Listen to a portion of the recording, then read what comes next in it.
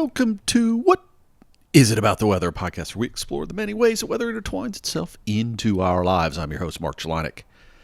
This week, do you got a case of the weather sneezes? Before we get there, first, I guess I should say, windows open. Nice day here. I'm going to leave it open. You might hear a little road noise, maybe a little rain at some point. I guess there's a chance we're going to get a brief little storm this afternoon. Not expecting too much from it. But just pleasant weather outside. It's that time of year where I am, right? Kind of that balance between not too cold, not too hot. Maybe it's a little cold in the morning. Maybe it gets a little warm in the afternoon. But most of the day, very pleasant, at least by my standards. Yesterday, I went out for a hike, and there were a couple things that hit me weather-related. One of them I think I'll get to in a future episode, or maybe I'll just, every now and then I do these kind of, I don't know, done one or two of them kind of science-y episodes, because, I don't like to get too focused on the weather science, but it's something I've been asked before, and it hit me yesterday. It was a cloudy day where I was, and had been preparing to go be outside, right? So got dressed, brought what I thought was the right clothes, was going for a hike, stopped to get some lunch beforehand, sitting down outside at a place, and the person I was with was cold, so I went back to the car, got the coat I had brought because, well, she hadn't brought one, and she should have, although that's neither really here nor there. But when we were talking about the weather in the morning, I was given the weather forecast, and I gave a piece of information, not just the temperature, but I said, but don't forget, it's going to be cloudy all day. Now, I was probably in the other room when that came out of my mouth, and I don't think it registered. But there really is a difference between a certain temperature in the sun and a certain temperature when it's cloudy. And so it was a little cold, particularly sitting still, having a little food. And maybe someday we'll get into why that is. Or you can just Google it and figure it out yourself. But it's kind of one of those reminders that not all temperatures are created equal. But the other thing that was probably more direct and annoying to me, because I was comfortable, it wasn't too cold for me, was we were out doing a hike, and it's bug season where I'm at. Now, where I grew up, we didn't necessarily have different insect hatching seasons. There was always mosquito season or not mosquito season, but there wasn't a lot of other insects that I recall, at least where I lived, going through their seasonal hatchings, if you will. I'm sure they were.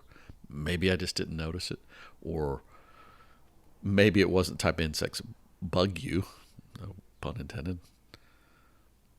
But where I'm at, and I noticed this, that's what hit me. I noticed this last year as well, that April, or the month of, when the seasons are starting to change here, there's different bugs that hatch. And I was reminded of being on a hike just a year ago, and very similar thing. It was just like, oh, they're everywhere. Anything you're trying to do, as long as you're moving, it's generally okay. But you stop for any period of time, my goodness, can't get anything done because they're all over you. Now, I'm used to that when I'm doing trout fishing or places where there's streams, but I didn't see that near here. And maybe there was a little creek nearby or not too far away, but the bugs actually didn't seem to be near the water. It's kind of interesting. Don't know what kind of bugs they were, but they were buggy bugs, and they kept me moving. Got a good cardio exercise because of them probably, but I don't know that was my goal. Just another reminder that the seasons are changed, because the one we haven't seen where I'm at, not to the extent that maybe other parts of the U.S. or Europe or wherever you are might be a little more springed along, I guess, is most of the plants that go through a seasonal change here haven't yet. I've got a few exceptions. That cherry trees, right? Some of the early blooming trees. And it's funny, I was telling the story just to someone a couple days ago. If I look at my window, I have two predominant trees down on the street. One of them is green, and you can kind of tell it's spring. The leaves aren't fully grown yet, but, it's essentially signs of spring. And the other one, you can hardly tell at all. And that's kind of like what it was like when I was out yesterday in terms of the vegetation. That's what I was trying to do. I was trying to go to a place to where I could put the drone up and get some pictures looking down. And there were very few signs of spring. some flowering things. Most of the flowering things have started, at least to some degree. Like I said, cherry trees, some of the other trees around. For this, get it out of my mouth. Forsythia, right, which is got this beautiful yellow flower, has really started to bloom here. And where I was, there was some gorgeous examples of that. I drove by a house that had just a perfect setting. They're on a creek. Nice little stream flow, but their yard just had tons of forsythia, and it was just in full yellow yesterday. Pretty gorgeous. But we're in that season, right? All these reminders, all these things going on.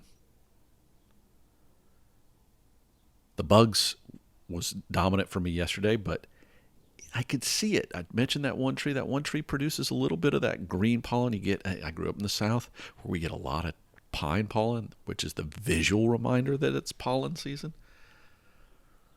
But it's pollen season. All right. And for a lot of people, that's a problem. Not everybody, but it's a pretty common thing for people to have seasonal allergies. You hear about it all the time, lots of medicines about it. And, they give you itchy, watery eyes. Like I said, you might be sneezing. And certainly there's a weather component to that, right? And we often talk about it around spring because it is the primary growth season, the primary pollen season, but it's not just a spring thing, right? Depending on where you are in weather patterns, both winter and summer, depending on the levels of moisture, can drive to mold and mildew, but particularly mold, which can cause allergies for people. And even in the fall, even as things are going dormant, ragweed is a common thing that a lot of people are allergic to. So we know clearly that there's a weather connection between seasons and how people feel, right? Now, you'll often hear when they talk about it, and I don't know, probably anybody who has a local anything that they watch or listen to, almost all of them have some sort of, now they've added it to the weather forecast, at least for a good portion of the year, the air quality, right? And usually it's focused on the seasonal pollens, right? How high the pollen level is. Now, as you heard me mention, that green pollen that comes off pine trees is actually not one of the primary allergens. A lot of times it's the things you can't see. It's the smaller pollens that get around in the air that can hang around in the air a little longer, get in your nose and trigger a response. Lots of people, lots of dealing with it. Weather's got its pros and cons with that. Too much rain? First you think, oh, rain's good, washes all these things out of the air, and that's true. But too much rain, not a good thing. It can trigger some of those other things, like mold. Right? So there's this delicate balance of what's the optimal thing to minimize allergy response. Same with winds. Winds driving this stuff around, kicking it up. All these things play a role. And you do see it kind of change. Spring may be the primary pollen season, but you heard me mention the other things that can last through summer, and there's other things as well. All these things that pick up based on the differences. Can be year to year, can be where you are, of course, because we don't all grow the same things wherever we are. And I don't care where you are, right? I don't care whether you're in the southern U.S., the northern U.S., the middle of Peru,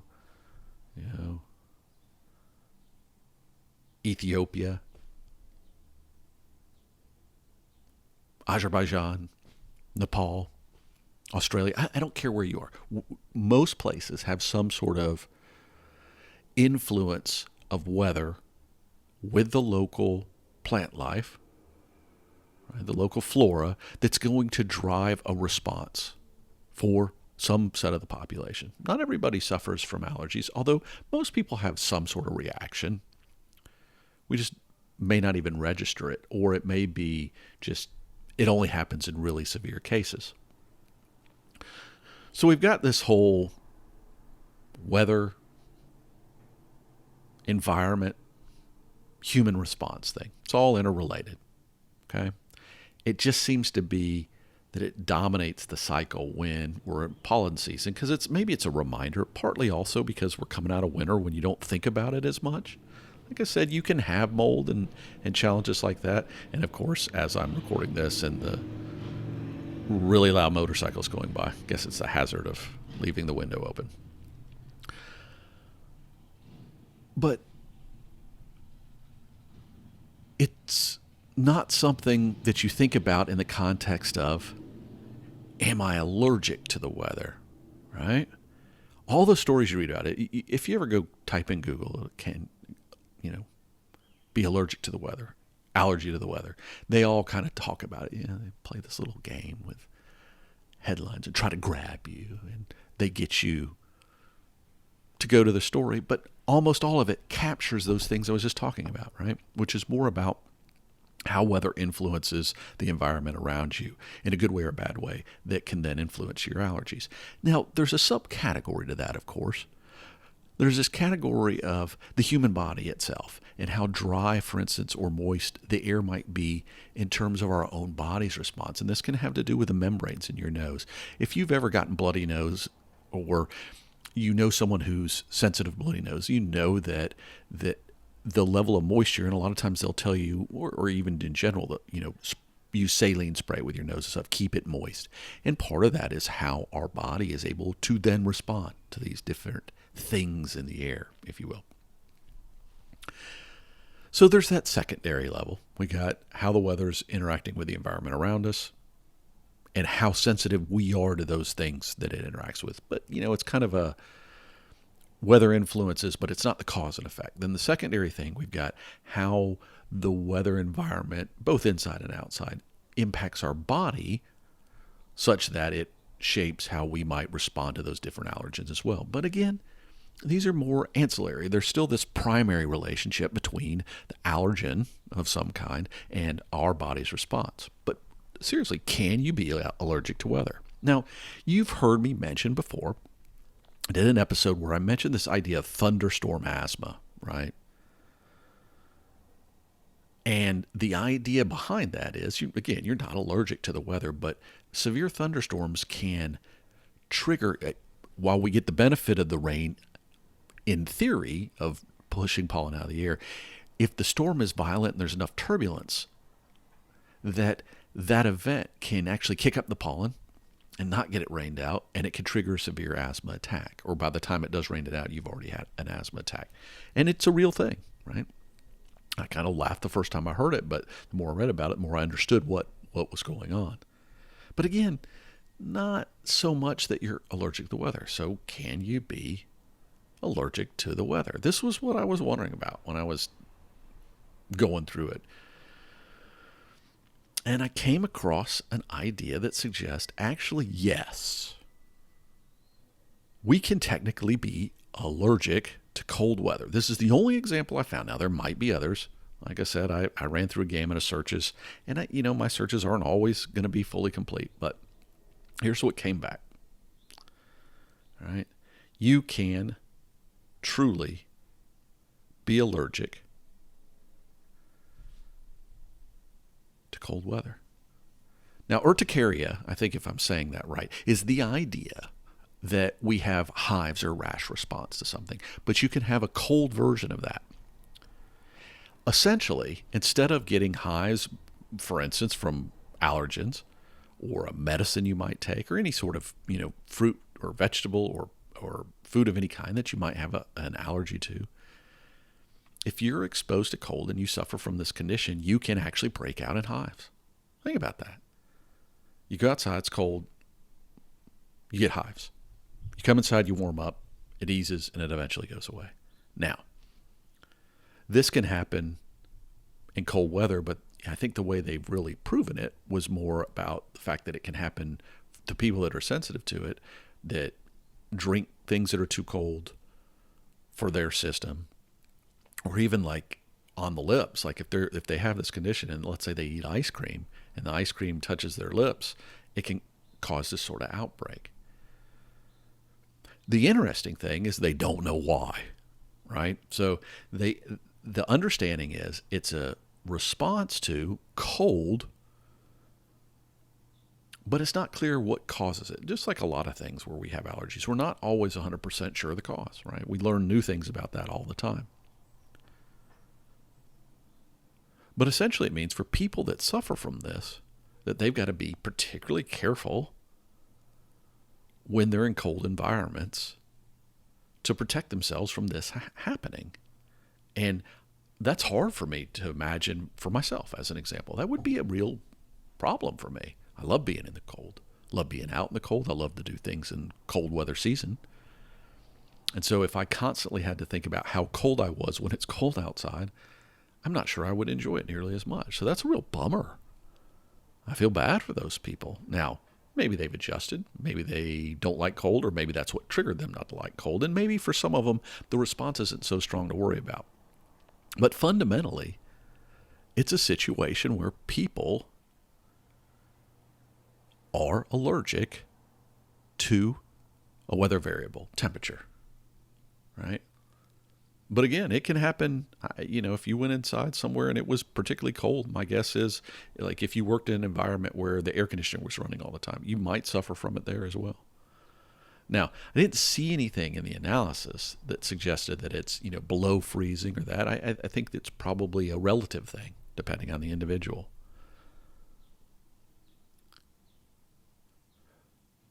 But I guess it's a reminder to me that all these little nuances that we talk about from time to time about how weather influences this or that, sometimes it's just a direct impact, right? But I'd never heard of it. I don't know. I thought it was kind of intriguing. Thought I'd bring it up today as we're dealing with these other weather challenges. No doubt weather influences us during the spring season. I'm more one of those fall people. I think I have more of a ragweed response than I do a pollen season response, generally. But I know it's different for everybody. And while the response may or may not be directly related to weather, there's people out there that are truly allergic to the weather. Now, before you get all up in arms, I didn't see anything where, for the most part, this is not a situation where it's extreme reaction. I'm sure there are cases where it is. And I did not, like I said, find any other cause for people to show a strong weather-specific response. Weather might influence their responses. And in particular, I think it's always important to remember that a lot of what brings it on is changes. And we've talked about this with other medical things before as well. That usually when things settle into a specific pattern, people can manage that pretty well. The challenges tend to be when weather's changing from one way to another. Right? And I've got an example of a day like that. Like I said, outside, it's going through different phases today. And while I love that could be, a challenge for a lot of people. Maybe you know someone like that. Maybe you can walk away realizing that maybe the episode just serves as a reminder that sometimes, for all my talking last week about having the right weather attitude, some people have a real reason to not like certain parts of the weather. It's unfortunate. And, I wish it didn't happen because I'd love everybody to love the weather. But like most things in life, there's always some component that, it's a challenge for a part of the population. It's a good reminder. But you don't always know what someone else's situation is. So if you've ever met somebody who didn't want to go out in the cold, maybe it's as simple as they didn't want to deal with this and they didn't want to admit to it. We don't all like to show our soft underbelly, right? Any case, weather's going to impact us. It does every day in a variety of ways. I hope for most of you that this change in seasons is not too dramatic and such in a way that you can at least enjoy the season that you're undergoing. I don't know. It's unfortunate it does for anybody, but for most of us, it's a season of, I guess, rebirth and enjoyment and a lot of neat colors we don't see year round. May your pollen not be too problematic in this season of spring. Came across something interesting. Document. Yeah, I need to get back. I haven't done a weather and history show in a while. Came across one that had to do with a study. It's the Samguk Saki. I'm sure I'm saying that wrong. It's a Korean document that was examined by some historians. This was history of the Korean Peninsula from a slightly before 0 AD, if you will, to about, somewhere between 6 and 700 AD. And I guess there were kind of three kingdoms that ruled the peninsula. And I'm speaking from somebody who really doesn't understand the history of the region. But it talked about times of war, how often they were triggered by extreme, and weather's the wrong word in this case, climate changes, whether it be severe droughts or severe rainy seasons or whatever it was. But what I didn't get out of the document yet, or the brief story I saw, and I'll put it in the show notes, you can read about it too, and this is one of those reasons I'll probably go explore a little more, is how much the weather triggered the need to go after one of the other kingdoms, or where the other kingdom exposed as being vulnerable because they were suffering from something. I don't know. Intriguing stuff. But it does remind me. It's been a while since I've done a weather and history episode. I need to get back to that. Maybe I'll do too close to close. We'll see. Any case, I'm just rambling on here, and I'm going to let you get on with your spring.